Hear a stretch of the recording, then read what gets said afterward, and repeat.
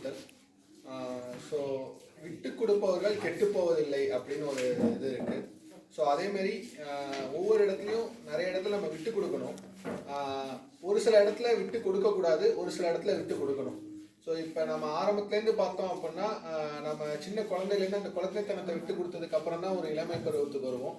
So அதே மாதிரி நிறைய இடத்துல நம்மளுக்கு ஹெசிடேஷன் இருக்கும். இப்போ இந்த ஒரு மீட்டிங் வரது பார்த்தீங்கன்னா நான் என்னோட சொஃபிஸ்டிகேஷன் அந்த ஒரு சில விஷயத்தெல்லாம் நான் விட்டு கொடுத்து இன்றைக்கி நம்ம தனியாக போகணுமா அப்படிங்கிறதெல்லாம் விட்டு கொடுத்து இங்கே வந்ததால தான் நான் வந்து இங்கே நிறைய இடத்துல இந்த ஸ்டேஜ் ஃபியரை என்னால் இப்போ இது பண்ணிட்டு கரெக்டாக பேச முடியுது.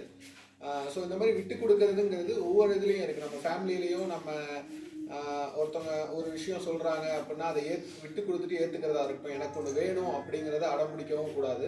ஸோ நம்ம ஃபேமிலி கண்டிஷன் நம்ம ஒரு இதை புரிஞ்சு சரி இந்த விஷயம் வேணாம், இதுக்கு பதிலாக நம்ம வேறு எடுத்துக்கலாம் அப்படின்னு விட்டு கொடுத்து நம்ம ஒவ்வொரு இதாக அடுத்தடுத்த லெவலுக்கு போகணும்.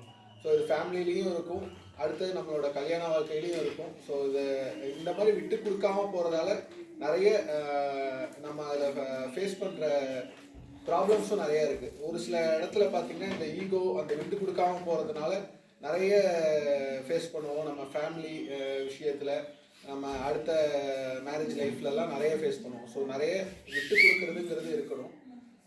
ஸோ இதுலேருந்து நான் என்ன சொல்ல வரேன்னா நிறைய இடத்துல நீங்கள் விட்டு கொடுத்து போங்க. ஸோ அதே மாதிரி உங்களுக்கு ஒரு செல்ஃப் ரெஸ்பெக்ட் அப்படிங்கிற போது அந்த இதில் வரும்போது அதில் விட்டு கொடுக்காதீங்க, அதில் கொஞ்சம் ஸ்டப்பனாக இருங்க. ஏன்னா அவங்க செல்ஃப் ரெஸ்பெக்ட் தான் முக்கியமானது. ஸோ அதனால் விட்டு கொடுத்தல் அப்படிங்கிறது ஒரு நல்ல விஷயம். நன்றி.